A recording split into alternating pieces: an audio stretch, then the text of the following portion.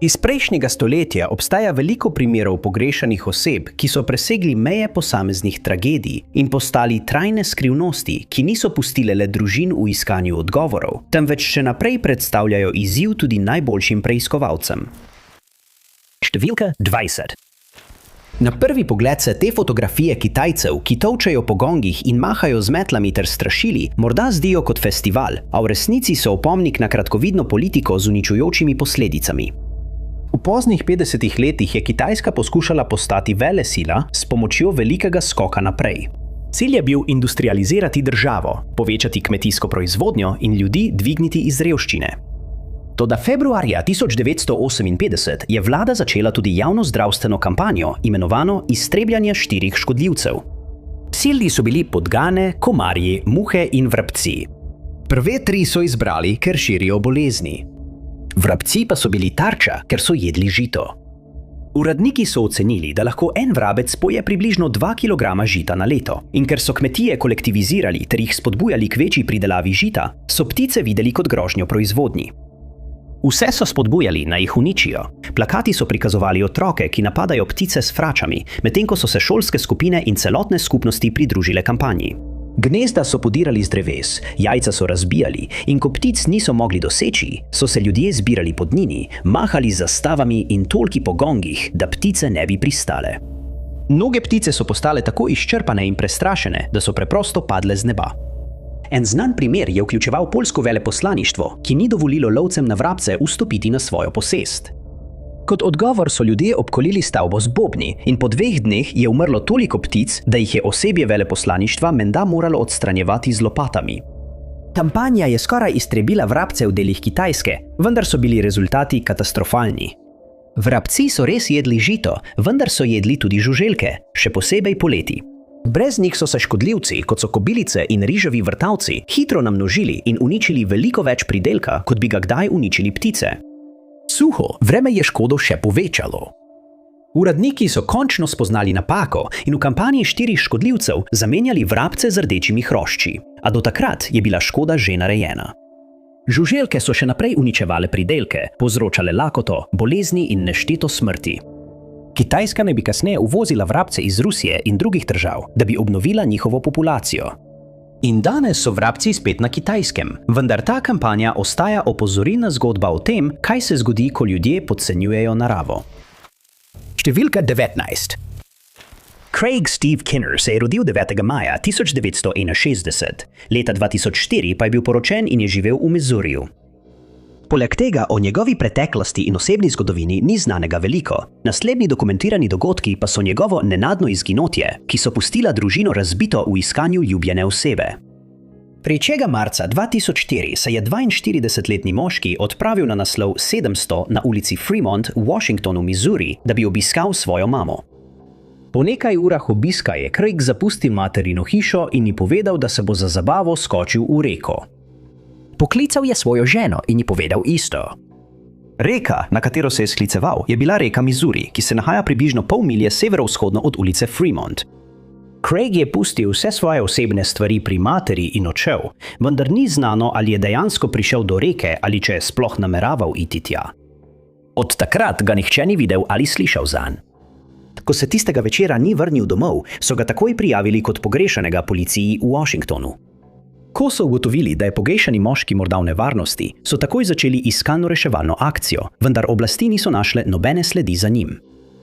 Okoliščine njegovega izginotja so nejasne, Craigova lokacija pa ostaja neznana. Organi pregona so ga od takrat označili kot ogroženega in pogrešanega, njegov primer pa ostaja nerešen. Kljub pozivom javnosti za kakršnekoli informacije, ki bi lahko pomagale v tem primeru, se ni pojavila nobena sled, družina pa je zaradi te preizkušnje ostala strta. Craig Kinner je bil opisan kot oseba z rjavimi lasmi in modrimi očmi. Visok je 5 čevljev in 5 palcev ter tehta približno 61 kg. Ima tetovaže na desnem zapestju, desni rami in na več drugih delih telesa. Po besedah pogrešančeve matere so ga nazadnje videli v modrih kavbojkah, turkiznem puloverju in svetlo-rjavem klobuku. Informacije o tem, kje lahko posredujete policiji v Washingtonu na številko 636 930 1050. Številka 18. Ta fotografija pobočja na ledenih vodah ob obali Grenlandije je ena zadnjih slik posnetih, preden je ekspedicijo, katere del je bila, doletela nesreča. Posneta leta 1909 so se njen kapitan in inženir domov vrnili šele 3 leta kasneje. Ladja je pripadala arktičnemu raziskovalcu Einarju Mikkelsenu. Mikkelsen je bil že od mladih let navdušen nad jadranjem in raziskovanjem polarnih območij. Že je imel za sabo uspešno odpravo na severni pol, ko je leta 1909 odrinil na ladji Alabama. Ta odprava je imela veliko bolj resen cilj.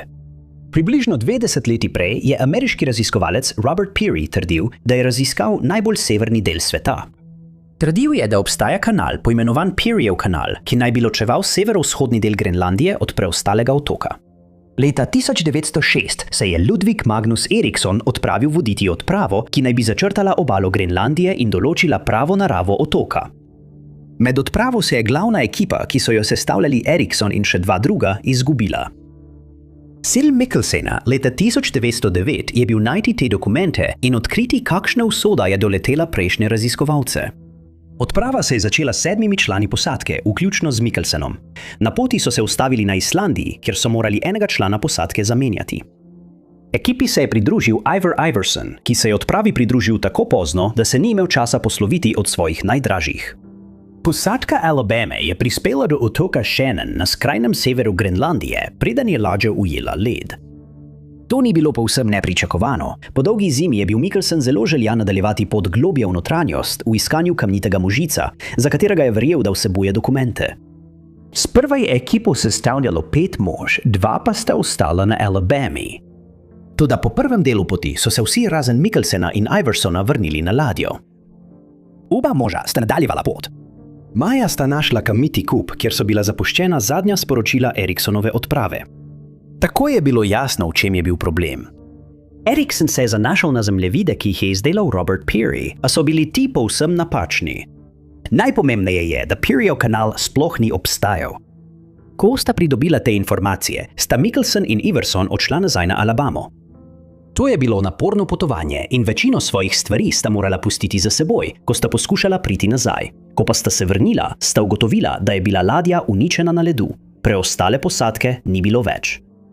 Kasneje sta ugotovila, da je posadko rešila mimoidoča ladja, kapitana in inženirja pa so pustili za seboj. Mikkelsen je bil na to pripravljen. Pravzaprav je pustil sporočilo preostali posadki, v katerem je zapisal, naj jih ne skrbi, če se ne vrnejo. Predvideval je, da bodo lahko dobili prevoz z mimoidočo ladjo. Medtem ko sta moška gradila zavetje iz ostankov Alabame, sta predvidevala, da bo pomoč kmalu prišla. Minili sta 2 zimi, preden je prispela kakšna mimoidoča ladja. Do takrat sta bila moška v tako grozljivem stanju, da je eden od morebitnih reševalcev stekel nazaj na svojo ladjo, misleč, da sta norca. Uspelo jima je preživeti s pomočjo zalog, ki so jih pustile prejšnje odprave, in z njego zajčjih mladičev, da sta skušala ohraniti razum. Oba moška so na Danskem sprejeli kot junaka. Za Iversena je bilo to konec njegove pustolovske kariere. Toda Mikkelsen je nadaljeval z raziskovanjem Arktike in se večkrat vrnil na Grenlandijo, preden je umrl pri 90 letih. Številka 17. Mary Denise Lance se je rodila septembra 1964. Do leta 2004 je imela 2 odrasla otroka in je živela v Marshallu v Michiganu s svojo družino. Isto leto so se njeni starši odselili in se preselili v Kalifornijo. Njena mati, Anita, je želela, da bi se njena hči preselila z njimi na zahod, vendar si je ona želela ostati v Michiganu, saj se je pripravljala, da postane babica. 39-letnica je živela v stanovanju v delu ulice Arms s hišnimi številkami okoli 1200 v Marshallu. Tam je živela s svojim zaročencem Christopherjem Lukem Prattom. Le 2 dni potem, ko so se njeni starši preselili v Kalifornijo, je Mary izginila iz svojega doma po prepiru s Christopherjem. Nazadnje so jo videli med 22 in 22:30 uro 12. marca 2004. Po besedah njenega zaročenca mu je povedala, da gre na sprehod in jo opazoval, ko se je odpravila proti nadstrešku za avtomobile v njihovem kompleksu. Nato je izginila v temo. Mary se tisti večer ni vrnila domov in od takrat je nihče ni videl ali slišal zanjo. 2 dni potem, ko so jo nazadnje videli, je Christopher poklical družino svoje zaročenke v Kaliforniji in jih vprašal, ali je odšla tja. Klic je bil nedvomno zaskrbljujoč za družino, ki Mary ni videla, odkar so zapustili Michigan. Obvestilo je spodbudilo brat pogrešane ženske, da je stopil v stik s policijsko postajo Marshall in prijavil njeno izginotje. Organi pregona so takoj začeli preiskavo, ki jih je pripeljala do stanovanja, ki si ga je Mary delila z nekom. Tam so ugotovili, da je ob odhodu pustila ključe, mobilni telefon, zaročni prstan, oblačila in svoj Dodge Durango. Od doma pa je manjkala njena bela mrežasta torbica, za katero Christopher trdi, da jo je tistega večera vzela s seboj. Na nobenem od Marijinih računov od tiste noči ni bilo nobene aktivnosti. Preiskovalci so pregledali več ur varnostnih posnetkov, ena kamera v trgovini Marshall Party pa je okoli 18:30 ujela Marijo. 12. marca, nekaj ur pred izginotjem. Družina je kasneje najela zasebnega preiskovalca, ki je ugotovil, da je Marija šla v trgovino s pripomočki za zabave, preden se je srečala s svojim zaročencem v bližnjem salonu. Domnevno so priče slišale, da sta se par prepirala, nato pa sta oba kmalu zatem odšla. Domnevno je tisto noč načrtovala srečanje s prijateljico, vendar je, ko je prijateljica prišla po njo, Krištof vztrajal, da Marija ni več na voljo. Policija je uporabila enote s psi, ki so lahko sledile vonju do bližnjega hotela. Tudi razen tega niso našli ničesar. Krištof je prenehal komunicirati s policijo, po izginotju njegove zaročenke pa je bil obsojen zaradi več kaznivih dejanj, ki niso bila povezana z njenim primerom. Leta 2013 je bil pogojno izpuščen potem, ko je odslužil le 6 let zaradi kaznivega dejanja nasilja v družini, nezakonitega pridržanja in poseganja v komunikacijsko napravo. V primeru je bil označen kot oseba, ki bi lahko bila vpletena, vendar v uradnih poročilih ni bil naveden kot osumljenec. Sumijo, da je pri izginotju Mary Lance šlo za kaznivo dejanje, saj je še vedno pogrešana. Označena je kot ogrožena in pogrešana, njen primer pa ostaja nerešen. 39-letna ženska je imela rjave lase in rjave oči. Bila je visoka okoli 168 cm in tehtala približno 73 kg. Imela je prebudena ušesa in popek. Na levi roki ima značilno brazgotino, ki je posledica cepljenja proti otroški paralizi, in naj bi nosila rjave očala za branje. Njena desna ušesna mečica je raztrgana, nazadnje pa so jo videli oblečeno v modro bolnišnično majico s potiskom medvedka ali spuži kvadratnika, temno-modre hlače za bolnišnično osebje, superge brez vezalk, rjavo jakno in nosila je belo mrežasto torbico. Informacije o tem, kje je, lahko posredujete policijski postaji Marshall na številko 269 781 2596. Številka 16. Greenpeace je znan po svojih protestih proti različnim okolju škodljivim praksam po vsem svetu. Ko je bila ta fotografija posneta leta 1981, je bila to še vedno razmeroma nova kampanjska skupina, ki je šele pred kratkim postala Greenpeace International. Toda aktivisti so že razkrvali zaskrbljujoče prakse, ki še danes škodujejo našim oceanom. Velika ladja na fotografiji je GEM, ladja za odlaganje odpadkov. Združeno kraljestvo jo je najemalo vsako leto. Že od 40 let prejšnjega stoletja Združeno kraljestvo in druge jedrske države po svetu v ocean odlagajo sode z jedrskimi odpadki. Med letoma 1946 in 1990 je bilo samo v Atlantski ocean odvrženih okoli 200 tisoč sodov. Ti odpadki so nastali pri pripravi jedrskega orožja in elektrarn, pa tudi v panogah kot je medicinska industrija, kjer so jedrske vire uporabljali v nekaterih slikovnih tehnologijah. 100 tisoči sodov niso vključevali odtekanja skopnega ali nenamernih razlitij. Sprva je jedrska industrija lahko odlagala ta odpadek brez kakršnih koli omejitev. Šele leta 1972 so bile uvedene prve konvencije, ki so urejale odlaganje odpadkov. Londonska konvencija o odlaganju je bila svetovna pogodba, ki je prepovedala odlaganje visoko radioaktivnih odpadkov v ocean. Vendar pa je bilo odlaganje nizko in srednje radioaktivnih odpadkov še vedno dovoljeno.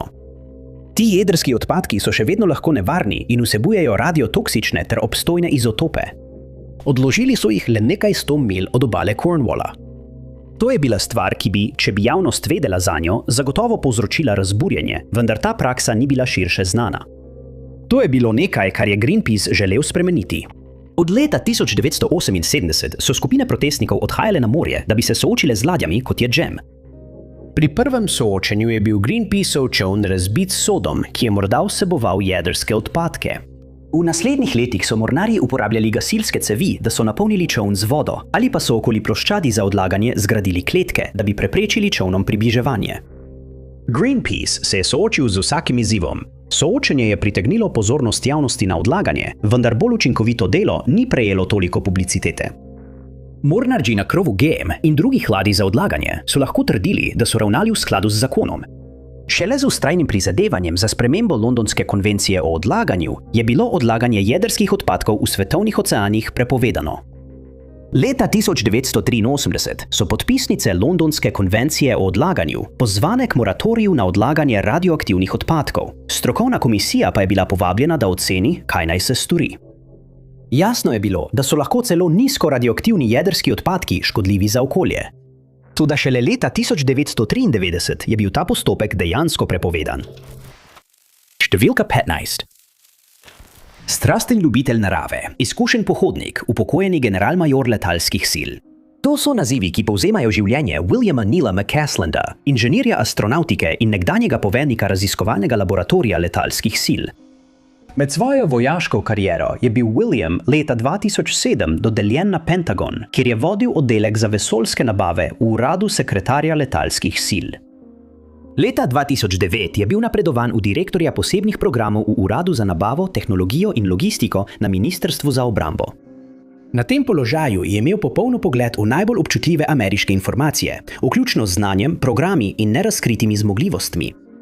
Za svoje zasluge ima William več odlikovanj in nagrad, vključno z bronasto zvezdo za službo, več hrastovimi lističi, trakom za odlično streljanje z osebnim strelnim orožjem in skupno nagrado za zaslužno enoto.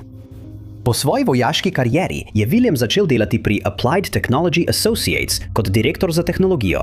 Dela v Albuquerque v Novi Mehiki, kjer tudi prebiva. William je izginil v začetku tega leta in je naveden kot eden izmed 11 znanstvenikov, ki so nepojasnjeno izginili od sredine leta 2024. Vsaka od teh pogrešanih oseb ima visoko stopnjo varnostnega dovoljenja, zaradi česar so njihova izginotja še posebej zaskrbljujoča. Po uradnih poročilih je 68-letnik 27. februarja 2026 zjutraj odšel iz svojega doma v Albuquerqueju in za seboj pustil več svojih osebnih predmetov, vključno z očali na recept, nosljivimi napravami in mobilnim telefonom.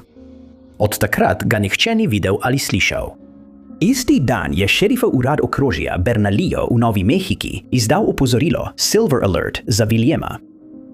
Poročila kažejo, da ni znano, kam je bil namenjen ali kaj je nosil ob odhodu. Ob preiskavi doma so preiskovalci opazili, da manjka nekaj predmetov, vključno s pohodniškimi čevlji, rdečim nahrbtnikom, denarnico, pa tudi revolver kalibra 0,38 in njegovo usnjen tok. Nato so začeli iskalno akcijo v okolici, njegov dom pa so obdajale pečine in kanjon, ki so jih temeljito preiskali s helikopterji opremljenimi z infrardečimi kamerami. Ekipe so po noči lebdele nad območjem in upale, da bo njihova tehnologija zaznala toplotni podpis. Toplo spomladansko vreme pa jim je delo na terenu otežilo.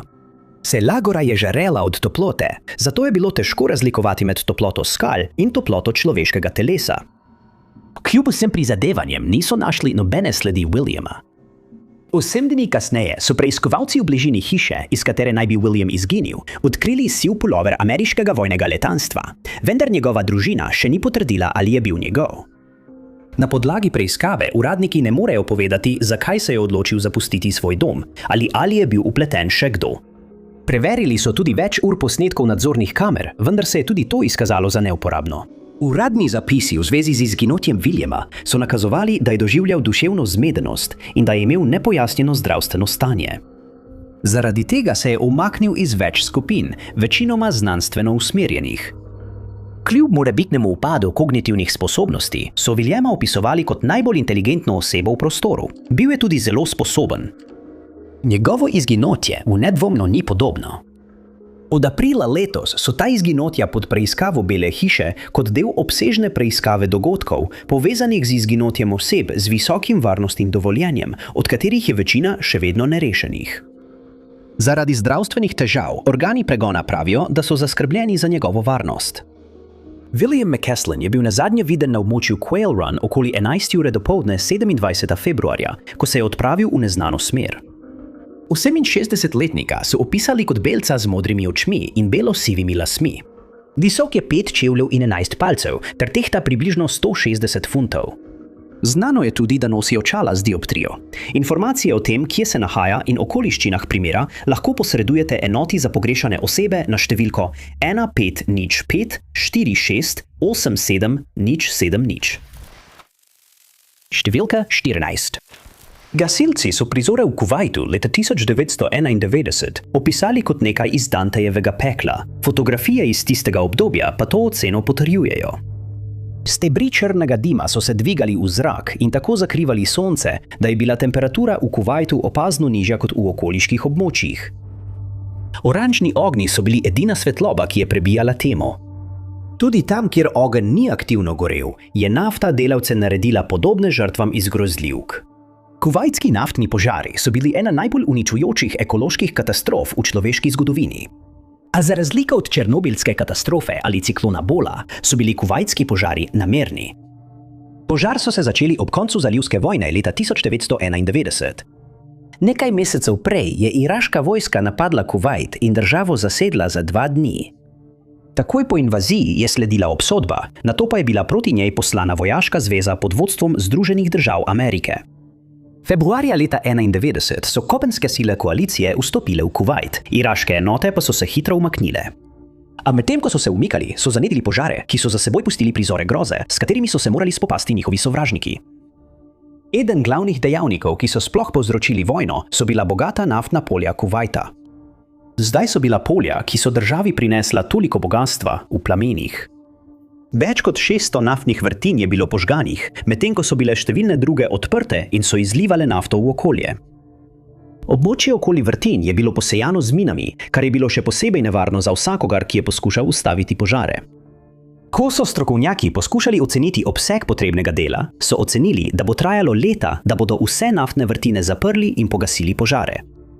Delo bi bilo treba še dodatno odložiti, da bi zagotovili, da so vrtine čim bolj varne za delo gasilcev.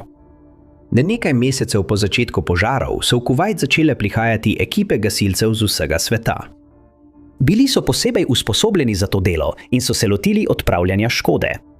Prvi požar na naftnem vrtu je bil pogašen v začetku aprila. Gasilci so se morali prebiti skozi nafto, ki jim je povzročala kemične opekline na koži, skozi gost dim, zaradi katerega je bilo skoraj nemogoče videti, in po zemlji, posejani z zastavicami, ki so označevale, kje so zakopane mine. Napredek je bil sprva počasen, a postopoma so gasilci postali strokovnjaki za to edinstveno delo. Ocene o letih dela so se zmanjšale. Zadnjo vrtino so zatesnili novembra 1991. Del uničenja je bil predvajan po vsem svetu. Posnetki NASA so pokazali obseg požarov s črnimi sledmi dima, ki so se razprostirale čez puščavo. Še več škode je bilo povzročene samemu zalivu, kjer je v vodo izteklo nešteto sodov nafte. Slike ptic in drugih divjih živali, ki so se borile v nafti, so bile med tistimi, ki so jih delili v medijih. Ljudje so želeli pomagati živalim, vendar je bilo malo mogoče storiti za te ptice, potem ko so bile prekrite z nafto. Zapiranje vrtin in gašenje požarov je bilo videti kot velika zmaga in eden največjih mednarodnih dogodkov. Dosežki, vendar se je ekološka škoda nadaljevala tudi potem, ko so gasilci odšli domov. Številka 13. Primer uboge Sue Sver je eden izmed mnogih izginotij, za katera žal primanjkuje informacij, kar je primer pripeljalo v slepo ulico in prisililo preiskovalce, da se zanašajo le na pomoč javnosti, ki pa je odvisna od razpoložljivih informacij. Njen primer vsebuje le osnovne informacije. O njenem ozadju, odraščanju, koreninah ali osebnem življenju ni znanega veliko. Javnosti je bil posredovan osnovni opis videza pogrešane ženske in osnovna časovnica dogodkov, ki so privedli do njenega izginotja. Pomanjkanje informacij pa ne izniči dejstva, da je pogrešana oseba, katere primer bi moral biti obravnavan. Bilo je 12. marca 2002, ko so Pore, ki je bila takrat stara 22 let, nazadnje videli v Minneapolisu v Minnesoti. Ni jasno, v kakšnih okoliščinah je bila na tem območju ali je tam prebivala, vendar je prav od tam izginila in od takrat je nihče ni več videl ali slišal zanjo. En teden potem, ko so jo prijavili kot pogrešano, so njeno vozilo, za katerega ni opisa, našli zapuščeno. Ni bilo objavljeno, kje ali kako je bilo vozilo najdeno, vendar pogrešane ženske ni bilo v njem ali v njegovi bližini. Odkritje vozila je točka, kjer se časovnica primera Purove konča, policijska uprava Brooklyn Center pa še naprej preiskuje in se zanaša izključno na sledi. Preiskovalci ne morejo z gotovostjo povedati, kaj je nosila, ko je izginila, vendar bi bila zdaj stara 46 let in pogrešana že 24 let. Opisana je bila kot Azika s črnimi lasmi in rjavimi očmi v času izginotja. Bila je visoka med 145 in 150 cm in tehtala med 50 in 54 kg. Rekli so, da je imela modro črtalo za oči tetovirano na spodnjih vekah. Njeni lasje pa so bili nekoliko daljši od ramen. Informacije v zvezi z njenim izginotjem in morebitno lokacijo lahko posredujete policijski postaji Brooklyn Center na številko 763-569-3333. Številka 12. Maja 1945 je fotograf posnel zbirko slik, na katerih ameriški vojaki pregledujejo neprecenljiva umetniška dela, ki so bila zbrana skupaj in shranjena brez posebnega reda. Na prvi pogled se slike morda zdijo začetek priprav na umetniško razstavo, vendar dokumentirajo le vrh ledene gore, enega največjih umetniških zločinov v zgodovini. Moški na fotografijah so bili pripadniki 101. zračno-desantne divizije. Po dnevu D je divizija napredovala do Bavarske, na meji med Nemčijo in Avstrijo.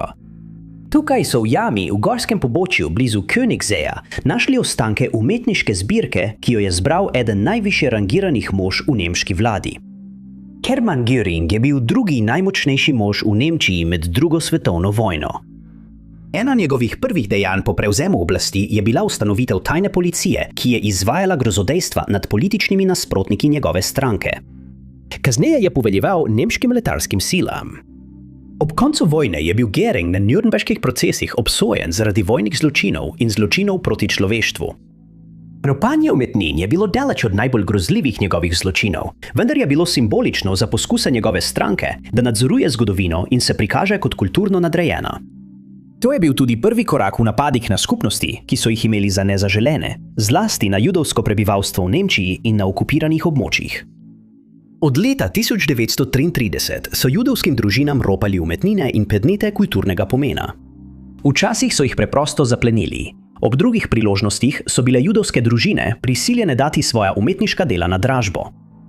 Številna umetniška dela so bila popolnoma uničena, zlasti tista, ki so bila bolj sodobne narave, druga pa so vzeli in obdržali visoki nemški uradniki. Göring je bil eden največjih koristnikov tega ropa. V desetletju je pridobil nešteto ukradenih umetniških del z vse Evrope.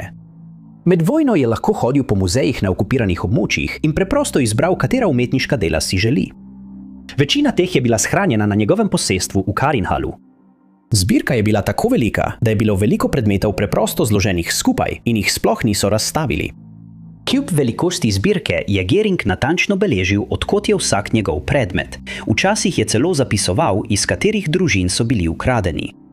Ko je postalo jasno, da potek vojne ne gre v njegovo korist, se je Göring odločil za drastičen ukrep, da bi svojo umetniško zbirko obdržal izven dosega zaveznikov. Zbirko so zapakirali in jo z vlakom poslali na Bavarsko. Nekatere so pustili v tovornih vagonih, s katerimi so jih prepeljali, druge pa so skrili v jamo.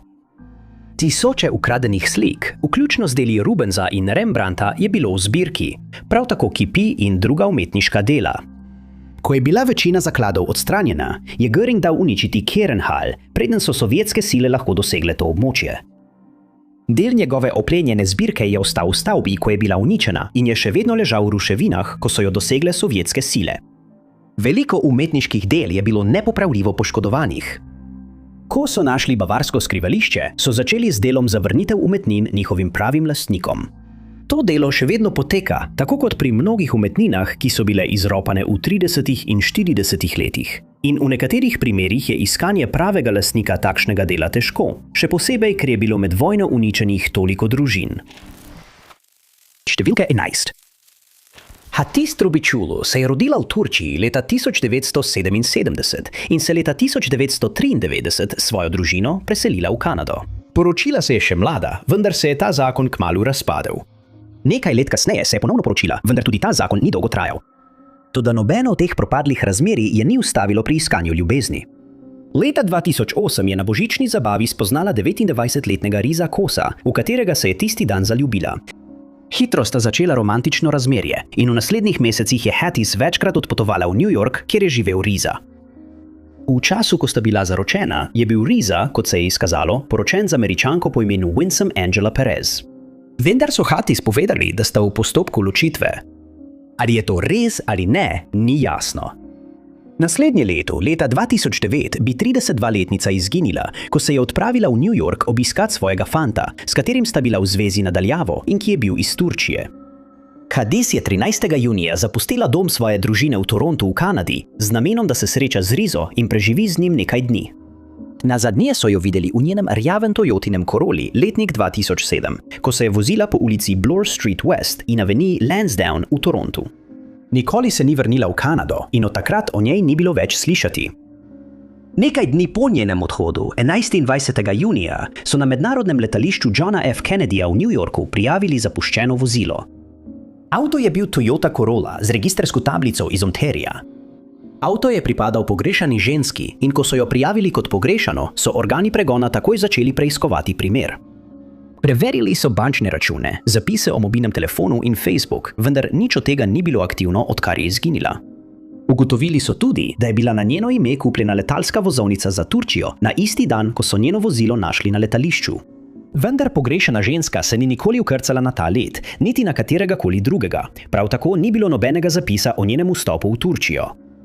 Risa, turška priseljenka, ki je delala kot varilka v jeklarni na Long Islandu, je Združene države zapustila kmalu po njenem izginotju 30. julija. Odpravil se je v svojo domovino z enosmerno vozovnico. Njegova žena Angela je izginila ob istem času. Nenavadno je, da so Angelino vozilo našli zapuščeno na istem letališču kot Hadisovo, 4 mesece potem, ko je njen mož odšel v Turčijo. Kasneje so jo našli v nesrečnih okoliščinah, zaradi katerih je policija razglasila Risa Koso za osebo, ki jih zanima v zvezi z njenim izginotjem, pa tudi izginotjem Hadisa, pri čemer močno sumijo kaznivo dejanje.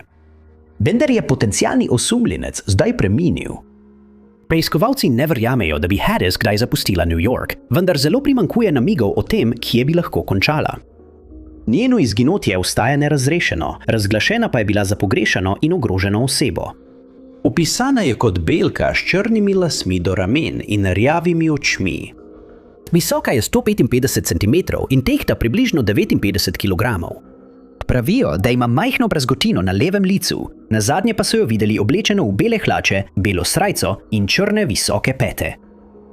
Informacije v zvezi z izginotjem Hadas lahko posredujete enoti za pogrešane osebe policije v Torontu na številko 41 680 87111. Namige lahko posredujete tudi na spletu na 222tips.com ali na Facebook strani policije v Torontu. Številka 10. Leta 1931 je eden najbolj zloglasnih gangsterjev v zgodovini ZDA stopil pred sodišče. Ni šlo za nobeno od nasilnih kaznivih dejanj, za katera je znano, da je storil, niti za tihotapljenje alkohola v času prohibicije. Šlo je za utajo davkov. Fotografije sojenja Al Caponeu so postale ikonični posnetki tega obdobja ameriške zgodovine, vendar bi ena brez konteksta v ozadju te fotografije skoraj da delovala komično. Do let 1931 je bil Capone že znan kot eden najnevarnejših mož v Chicagu. 6 let prej je bil Capone povišen v šefa Colosimove tolpe, potem ko se je John Torrio upokojil.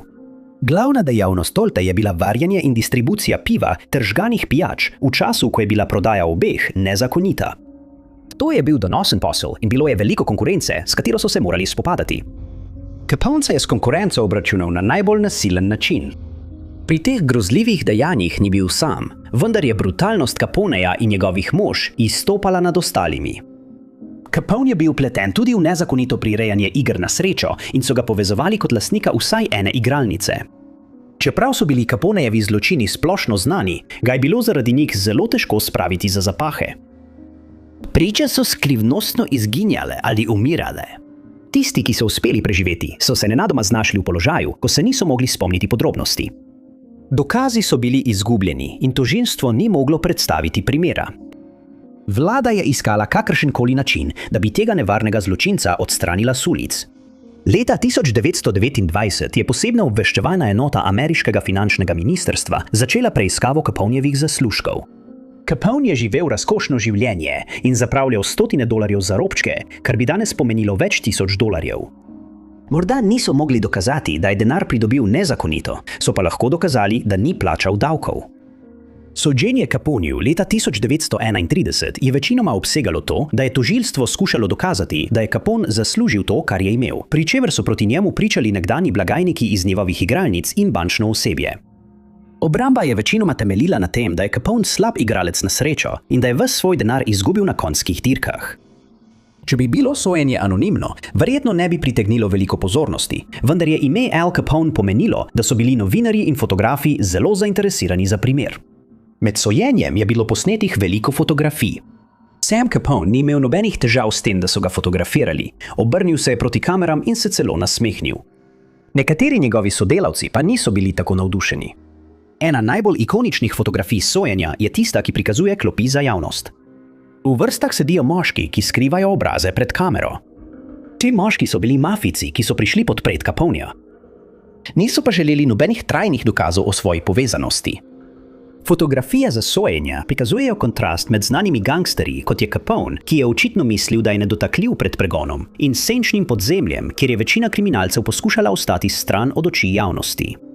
Po zamenjavi porote v zadnjem hipu je bil Capone spoznan za krivega le po 6 od 23 točk obtožnice, kar je bilo dovolj, da je dobil 11 let zaporne kazni, vendar je bil izpuščen že po 8 letih zaradi zdravstvenih razlogov. Ozadje in osebno življenje Chastity Reed ni javno zelo znano. Rojena je bila 22. avgusta 1978 in je leta 2002 živela v mestu Little Rock v zvezni državi Arkansas. Je zelo ljubljena članica svoje družine in je bila blizu s svojimi bratranci in sestričnami. Prijatelji in družina so jo včasih klicali z vzdevkom Puton. Prav tako naj bi imela zdravstveno težavo, čeprav ni bilo natančno določeno, za kakšno težavo gre. Zgodba Chastity se začne 26. oktobra 2002, ko je iz Greenwooda v Mississippiju poklicala družinskega člana. Svojemu sorodniku je povedala, da je v Greenwoodu in da namerava potovati v Scubo v Mississippiju. Prav tako je omenila, da bi se morda ustavila v Meridianu, ki je na poti do Scube. Chastity bi tam obiskala nekaj svojih bratrancev in sestričen, vendar se po tem telefonskem klicu zdi, da je nihče več ni videl ali slišal. 24-letnica je potovala v turkiznem Fordu Contour iz leta 1998 s 4 vrati, ko je izginila. Ni jasno, ali je sploh prispela do hiše svojih sorodnikov, zaradi česar je težko zožiti območje iskanja. Ali je izginila med Greenwoodom in Meridianom, ali pa med Meridianom in Scubo. Morda je izginila tudi na poti nazaj domov v Little Rock. Zdi se, da nihče v nobenem od teh območij ni imel stika z njo, prav tako ni bilo nobenih morebitnih opažanj Chastity ali njenega avtomobila. Oblasti so preiskale splošno območje in pot, za katero verjamejo, da jo je mlada ženska ubrala, vendar nimajo nobenih sledi o tem, kje bi lahko bila. Njenega vozila, ki ima registrske tablice iz Arkansas, od dneva njenega izginotja niso videli. Njen primer ostaja nerešen in vodi se kot pogrešana in ogrožena oseba. V njenem primeru izginotja niso bili imenovani nobeni osumljenci, prav tako do leta 2026 niso poročali o nobenih opažanjih ali sledovih. Chastity bi zdaj imela 47 let, znano je, da ima zdravstveno težavo in da uporablja vzdevek Puton kot svoj priimek. Opisana je kot afroameričanka s črnimi lasmi in rjavimi očmi, visoka je približno 170 cm in tehta okoli 145 kg. Obe ušesi ima prebodeni, ko je izginila, je nosila zelene raztegljive hlače in belo majico. Preiskavo vodi šerifov urad okrožja Kemper. Dosegljivi so na številki 6N01 753 2255. Številka 8. V prvih letih 20. stoletja je ravnotežje moči v Evropi postajalo vse bolj negotovo. Celina je bila v relativnem miru od konca napoleonskih vojn stoletje prej. Toda z rastjo imperijev so se evropske države začele med seboj tekmovati na svetovnem prizorišču. Obrambne zveze so bile oblikovane v poskusu ohranjanja miru, vendar je to pomenilo tudi, da je bila potrebna le ena država, ki je napovedala vojno drugi, da se je celotna celina zapletla v spopade. Medtem ko so se napetosti stopnjevale, sta se dva bratranca srečala, da bi poskušala izpogajati mir med svojima narodoma. Car Nikolaj II. Rusije in cesar William II. Nemčije sta se na koncu znašla na nasprotnih straneh Prve svetovne vojne. Toda v desetletjih pred začetkom vojne sta bila dobra prijatelja. Nikolaj je bil poročen s prvo sestrično Williama in sta bila tudi bolj oddaljena v sorodu, vendar sta se med seboj naslavljala kot bratranca in uporabljala vzdevka Willy in Niki. Kljub tesnemu odnosu med njima ni bilo nobenega obrambnega pakta. Leta 1905 sta se oba monarha srečala, da bi to poskušala spremeniti. 24. julija sta se oba srečala na krovu nemške ladje Berlin ob finski obali. Wilhelm je Nikolaja popeljal na ogled ladje in poziral za fotografije z mornarji. A najpomembnejši del srečanja je bil podpis dokumenta, ki bo znan kot Björkejska pogodba. Pogodba je bila obrambna zveza. Če bi kdo napadel katerokoli od držav v Evropi, bi ji druga priskočila na pomoč. Wilhelm je bil tisti, ki je vztrajal pri vključitvi besed v Evropi. To je pomenilo, da če bi katerakoli država bila napadena v Afriki ali Aziji, druga ne bi bila dolžna priskočiti na pomoč. Vključitev je postavila cesarja v nasprotje z lastno vlado, saj so si oni želeli rusko pomoč proti Britaniji in Franciji v Aziji oziroma Afriki. Toda cesar je menil, da bi jih to samo potegnilo v vojno, ki je ne bi bilo treba voditi. Noben od monarhov ni prejel podpore svojih vlad za pogodbo in ta nikoli ni bila ratificirana. To ju sicer ni ustavilo, da se ne bi v prihodnosti ponovno srečala. 2 leti kasneje sta se srečala v nemškem mestu ob Baltskem morju. To srečanje pa je bilo zelo javno izpostavljeno, saj so novinarji in fotografi posneli veliko fotografij obeh monarhov. Ujeli so ju, kako nosita uniforme vojske drug drugega kot znak diplomacije. Car je nosil uniformo pruskega polkovnika dragoncev, medtem ko je cesar nosil uniformo kozaškega polkovnika. Tokrat ni bilo uradnega podpisa nobenih pogodb, čeprav sta sklenila zavezo večnega prijateljstva. Kdorkoli je tisti dan opazoval dogajanje, si nikoli ne bi mislil, da bosta čez nekaj let ta dva moža na nasprotnih straneh vojne.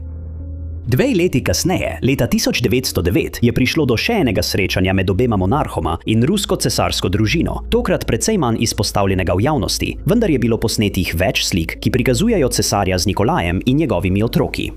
Na predvečer Prve svetovne vojne sta si Nikolaj in William izmenjevala telegrama v poskusu, da bi preprečila izbruh spopadov med njunima narodoma. Med njima ni bil podpisan noben obrambni pakt, vendar je Rusija sklenila pogodbo s Francijo in je že dolgo bila zaščitnica Srbije. Nemčija je sklenila pogodbe z Avstro-Ogrsko in se je pripravljala na vojno v obrambi svoje zaveznice. Kljub temu, da sta oba monarha poskušala ustaviti spopade, so bile enote mobilizirane in nekaj dni po njunem zadnjem telegramu je Nemčija napovedala vojno Rusiji. Številka 7. Todd Trenherrimann je imel res neverjetno življenje.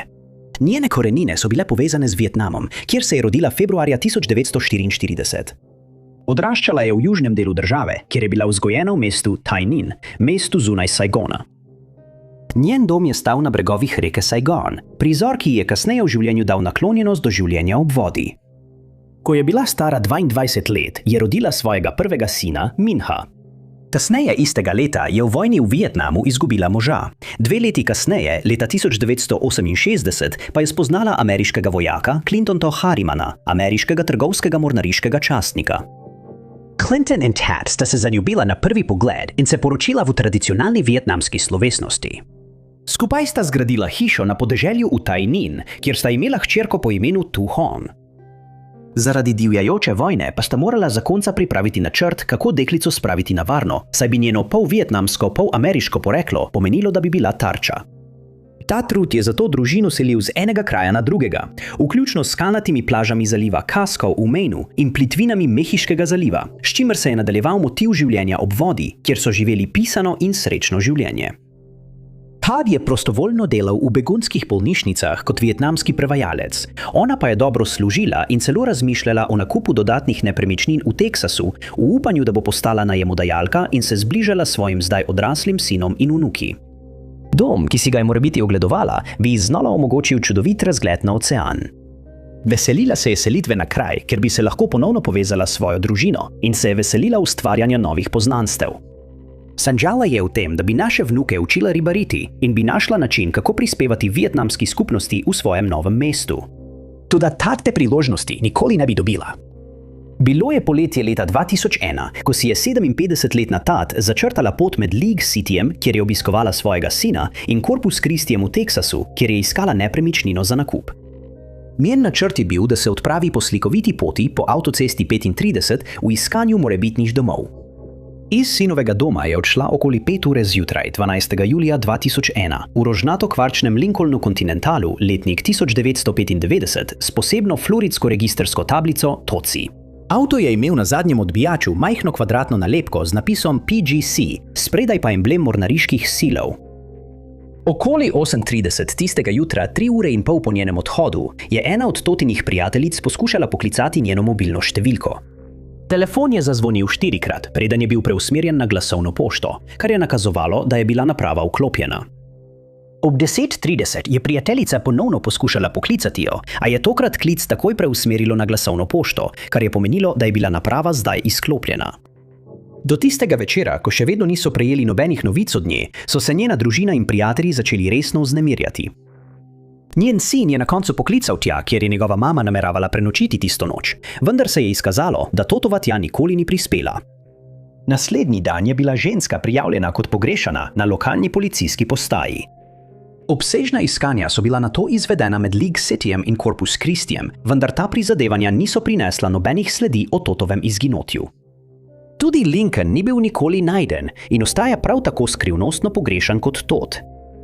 V zvezi z izginotjem so se skozi leta pojavili le drobci informacij, vendar nobena od teh sledi ni prinesla rezultatov. Bilo je več nepotrjenih opažanj Todda med Teksasom in Florido. Priče so prav tako poročale, da so jo videle z neidentificiranim Afroameričanom. Opisan je kot suh in naj bi bil takrat v svojih 20-ih. Videli so ga voziti na območju Houstona na dan, ko je Todd izginila in je naveden kot možni osumljenec v primeru. Po navedbah policijske uprave League City sumijo kaznivo dejanje. Todd Tran Harriman je azajka s črno-sivimi lasmi in rjavimi očmi.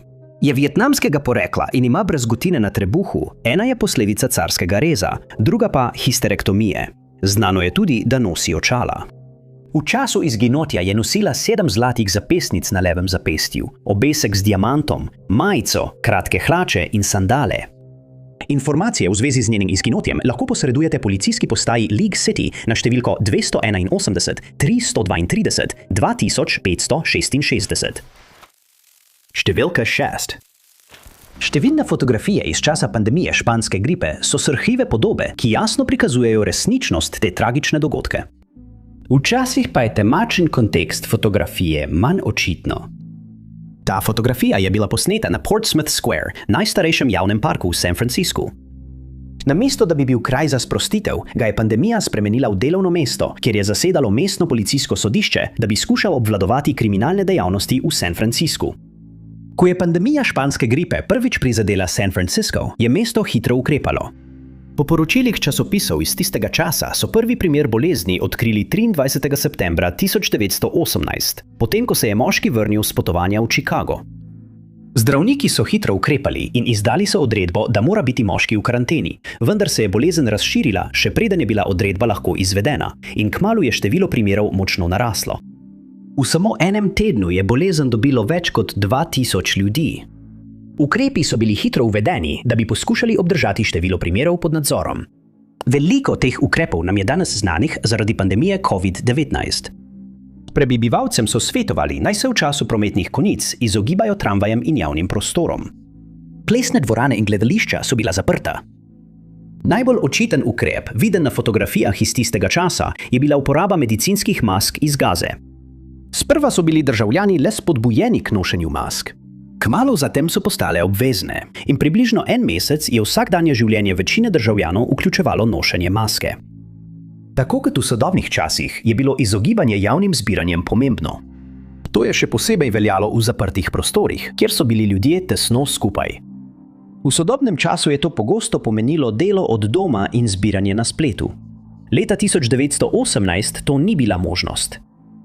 Policijsko sodišče je bilo eno tistih krajev, ki so morali še naprej delovati, tudi ko se je preostali del mesta zaprl. Poleg običajnega kriminala, ki se je dogajal, je odredba o nošenju mask pomenila, da so morali policisti nadzorovati spoštovanje še enega predpisa. Na začetku pandemije je večina ljudi z veseljem nosila masko. To pa še ne pomeni, da so se tega vedno spomnili. Nekateri so protestirali proti odredbi in menili, da je protiustavna. Samo 27. oktobra je bilo aretiranih 110 ljudi, ker niso pravilno nosili mask. Po besedah načelnika mestne policije bi jim, če bi aretirali preveč prebivalcev, zmanjkalo prostora v celicah. Večina kršiteljev je dobila $5 kazen. Nekateri, vključno s tistimi, ki so bili večkratni kršitelji, so dobili kratke zaporne kazni. Ko je to dodatno obremenilo organe pregona, je bilo ključno, da so sodišča ostala odprta in sodišče na prostem na trgu Portsmouth Square je postalo pomemben del pri tem, da se je to zgodilo. Duže fotografije iz tistega časa prikazujejo nenavadne prizore, v resnici pa ljudi, ki so se skušali spopasti z najhujšim, kar so kadarkoli doživeli v pandemiji. Ena prikazuje množico ljudi, ki stojijo ali klečijo na stopnicah stavbe, vsi s hrbtom obrnjeni proti kameri. To je bila kongregacija katedrale Svete Marije v Nebovzete, ki se je zbrala, da bi poslušala mašo in molila. Začetni ukrepi, ki so bili uvedeni, so pomagali upočasniti širjenje bolezni. Nažalost, iz San Francisco ukrepe preklical prehitro. Ni minilo dolgo potem, ko so bili ukrepi preklicani, ko jih je bilo treba ponovno uvesti, saj so primeri začeli znova naraščati. Do konca pandemije je v San Franciscu zbolelo okoli 45,000 ljudi, več kot 3,000 pa jih je izgubilo življenje. To je mesto uvrstilo med najhuje prizadeta v vsej državi. Številka 5. Med številnimi brati in sestrami stoji Imakulata Marija Bazil, domorodna Kanačanka, hči Patricije in Samuela. Ima 3 brate, med njimi Nika, Petra in Travisa, ter 3 sestre, Crystal, Ido in Samanto. Po besedah bližnjih je bila Imakulata, ki so jo pogosto klicali Maki, bližje svojima mlajšima sestrama, Crystal in Ido, ki sta jo opisali kot skrbno osebo. Pomagala bi na kakršenkoli način, če bi jo kdo prosil za pomoč. Maki se je rodila 8. decembra 1985, na dan rimsko-katoliškega praznika brezmadežnega spočetja, za katerega menijo, da je vplival na njeno ime. Odraščala je v rejniškem sistemu skupaj s svojima mlajšima sestrama, kar je prispevalo k njihovi nerazdružljivi vezi. Njeni bližnji so jo opisovali kot introvertirano osebo. Redko je hodila na zabave, ni pila alkohola ali uživala rekreativnih drog. Raje je bila doma, čistila, okraševala ali bila na spletu ter preživljala čas s svojim malim sinom. Prav zaradi te introvertiranosti in previdne narave je bila njena družina zmedena, ko so izvedeli, da je leta 2013 sama odšla na zabavo, dogodek, ki je postal nepričakovano ozadje njene izginotja. Bilo je 13. junija, ko je Meki zapustila svoj dom in se odpravila v Taki Reserve na hišno zabavo. Ni javno znano, kdo vse je bil tistega večera na srečanju, javno pa sta bili imenovani le 2 osebi. Eden od teh oseb je bil Kit, Mekin bratanec, s katerim se je tisto noč srečala. Po poročanju so jo videli tudi v družbi moškega po imenu Viktor, ki ga je družina prav tako poznala. Okoli polnoči, 14. junija, Meki zapusti zabavo skupaj z Viktorjem in Kitom ter se odpravi do koče blizu Kusuja, da bi pobrali nekaj rdeče pločevine. Skupaj so se peljali v belem in modrem tovornjaku in prav med to vožnjo so neznane okoliščine privedle do nerazrešenega izginotja Immaculate Bazil. To je bilo zadnjič, da jo je kdo videl ali slišal za njo. Domnevno so Viktorja 10 ur kasneje videli v Tačiju, njegova oblačila pa so bila premočena vse do prsi. Isti dan se Maki ni odzvala na telefonske klice svoje zaskrbljene sestre. In 3 dni kasneje je družina, potem ko je poklicala več ljudi, ki so jo poznali, prijavila pogrešano mamo enega otroka pri RCMP. Med preiskovanjem primera sta RCMP zaslišala Kita in Viktorja, ki sta trdila, da sta med vožnjo po gozdni cesti Leo Creek doživela nesrečo. Zgodbo so potrdili z najdbo delov tovornjaka, ki so jih našli v bližini drevesa na tem območju. Trdila sta, da se je Meki po dogodku ločil od njiju. Oba moška sta bila podvržena poligrafu in forenzični analizi. Nič sumljivega niso našli, oba pa sta bila pripravljena sodelovati. RCMP je začel iskalno akcijo en teden potem, ko je bila ženska prijavljena kot pogrešana. Območje so preiskali po kopnem in iz zraka ter uporabili sledilne pse, vendar niso našli ničesar. Ko je izginila, je Immaculate nosila sive joga hlače, bele čevlje in črno kapucarico s podobo javorjevega lista na sprednji strani. S seboj je vzela temnomoder iPod Shuffle in bele slušalke. Noben od teh predmetov ni bil najden na območju, kjer naj bi izginila. Ko se je novica o primeru razširila, je več ljudi se javilo in trdilo, da so jo videli. Immaculata je izginila na območju, ki velja za del avtoceste SOS. Primer sledi izginotju njene sestrične Bonnie Marie Joseph, ki je na enak način izginila nekaj let prej. Immaculata je opisana kot oseba s srednje dolgimi črnimi lasmi in rjavimi očmi.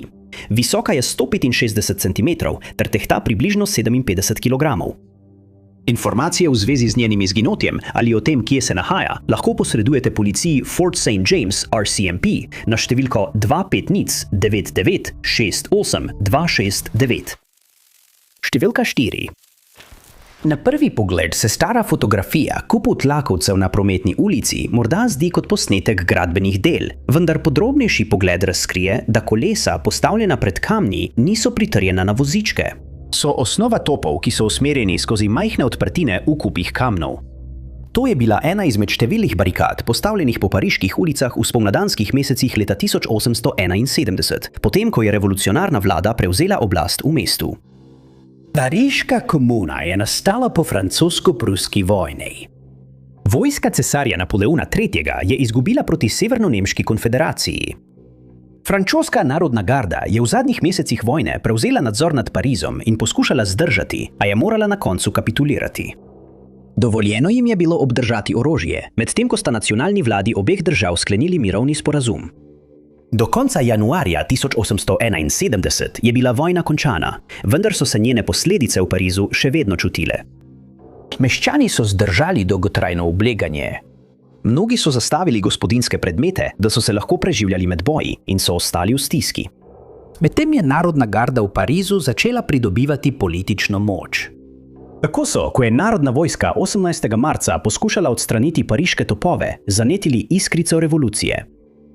Narodna garda se je uprla vojski, ki se je nato umaknila iz Pariza. Francoska vlada se je preselila v Versailles, ljudje v Parizu pa so začeli oblikovati lastno vlado. Pariška komuna je še danes sporno in razdvajajoče obdobje v Franciji.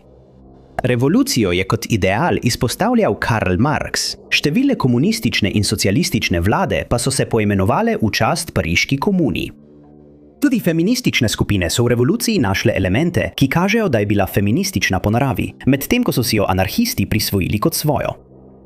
Pariško komuno so sestavljali vsi prebivalci Pariza, ki so oblikovali številne različne politične skupine in klube. Nekatere od teh skupin so si med seboj nasprotovale in se niso vedno dobro razumele. Glavna tema revolucije pa je bila, da mora mesto voditi ljudstvo Pariza, bodisi neposredno ali posredno. Toda komunardi so imeli tudi slabo plat, ki se je večinoma pokazala, ko so poskušali braniti mesto pred zunanjimi silami. Ni presenetljivo, da se nacionalna vlada in vojska nista dolgo umaknili. Pariz je bil oblegan in že po nekaj mesecih so se na ulicah začeli boji. Postavljene so bile barikade, da bi poskušali ustaviti prihod vojakov. V preteklih revolucijah so bile barikade pomembna središča bojev, saj so pomagale braniti prestolnico pred tistimi, ki so poskušali vdreti. Toda Napoleon III. Je v Parizu izvedel gradbene projekte, ki so naredili barikade neuporabne. Ulice so bile razširjene, kar je omogočilo enostaven prehod vojakov. To ni ustavilo revolucionarjev, da se ne bi pogumno borili. Tako ženske kot moški so branili barikade, dokler niso bili uničeni. V zadnjem tednu pariške komune so bili pomembni spomeniki v mestu požgani. Večina zgodovinarjev se strinja, da so za požare odgovorni komunardi, čeprav nekateri menijo, da so bili morda posledica bombardiranja strani vojske. Komunardi so v povračilo za izgubo revolucionarjev, ki so jih zajele državne sile, vzeli tudi življenja talcev. Zadnja barikada, ki je padla, je bila bodisi na ulici Rempart, bodisi na ulici Réveillon, bodisi na ulici Fontaine du Roi. Vsaka je bila srdito branjena, vendar so bili komunardi preplavljeni. 28. maja 1871 se je pariška komuna končala. Obstajala je le 72 dni, vendar je njen vpliv na Pariz in celotno Francijo trajal vse do danes. Številka 3. Vpletenost Kirka von Ackermanna v vojaške in obveščevalne službe se zdi, da se je začela v 90. letih, ko je služil kot strokovnjak za ruščino v vojski Združenih držav Amerike. Bil je tudi obveščevalni častnik v ameriških letalskih silah, kjer je prevzel vlogo namestnika direktorja obveščevalne službe za NATO na Kosovu.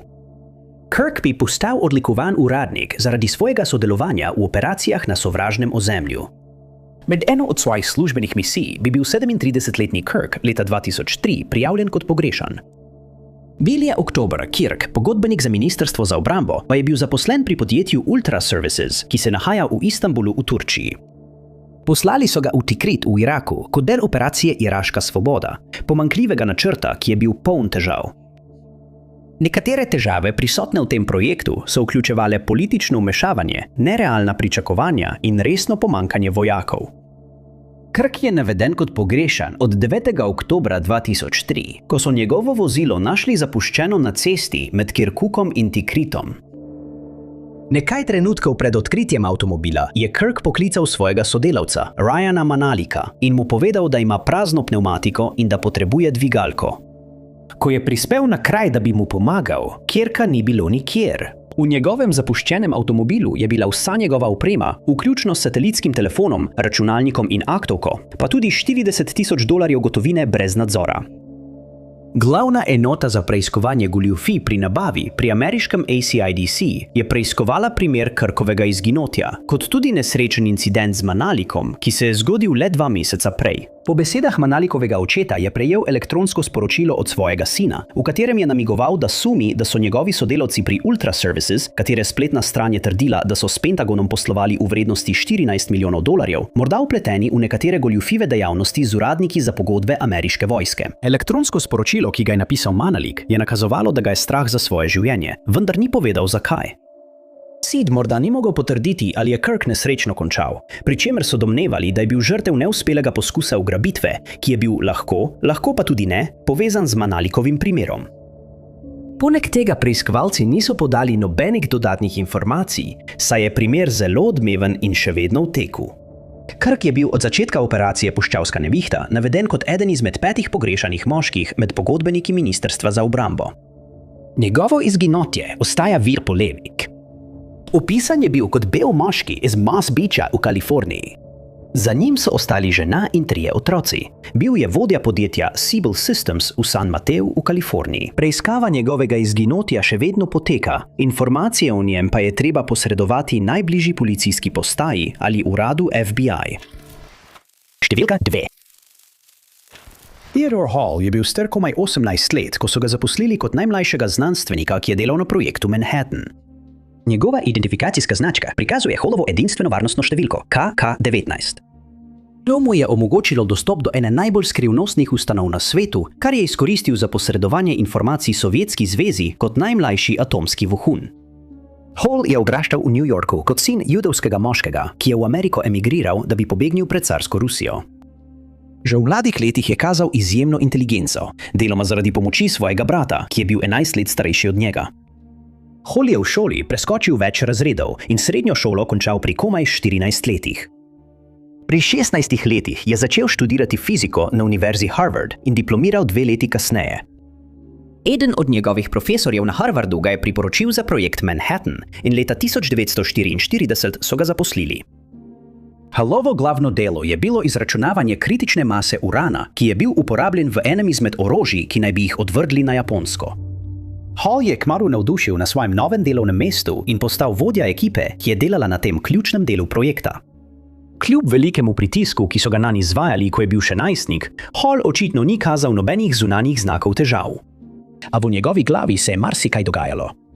Do poletja 1944 je bilo med znanstveniki v Los Alamosu dobro znano, da glavni namen orožja ni imel nobene zveze z državami osi.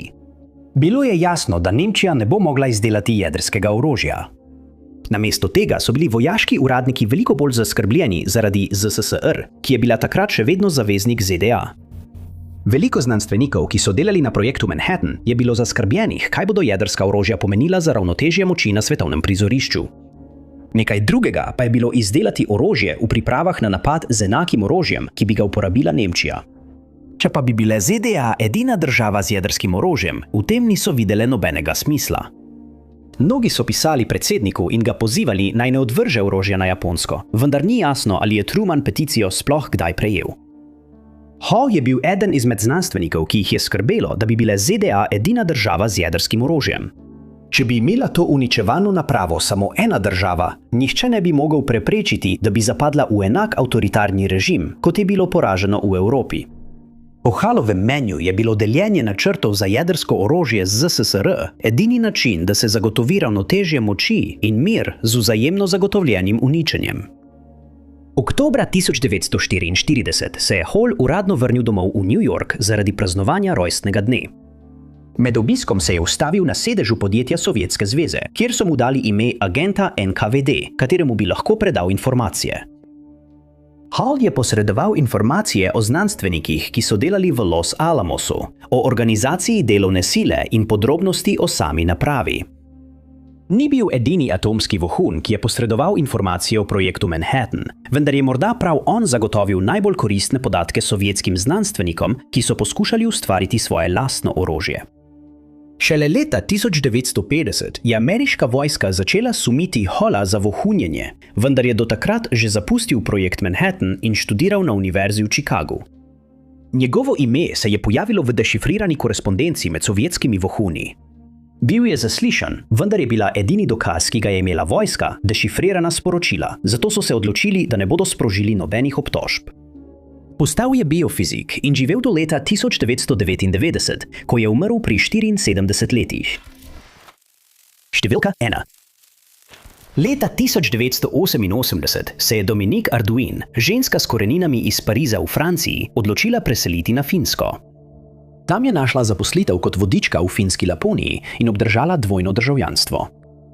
Po lastni biografiji je imela kar pestro življenje.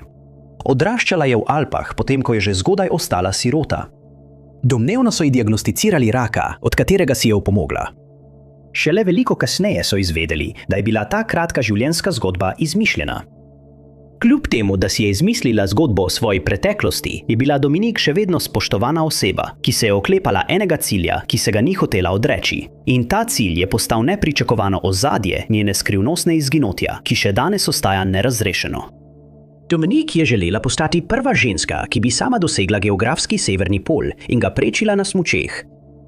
Leta 2001 se je podala na to odpravo in tisto pomlad je dosegla magnetni severni pol. Leta 2003 se je podala proti geografskemu severnemu polu, vendar ni mogla prečkati neusmiljenega terena. Rešili so jo iz zasnežene pokrajine, vendar je ozeblina vzela nekaj prstov na nogi, kar je kasneje vodilo do amputacije. Toda Dominique ni obupal in marca 2004, pri 43 letih, se je podal na svoj drugi poskus, da bi postal prva ženska, ki bi sama prismučala na severni pol. Njena baza je bila na severu Finske, kjer je njen dolgoletni prijatelj Tuomo Jantunen delal kot izvršni direktor Finske zveze za aktivnosti na prostem.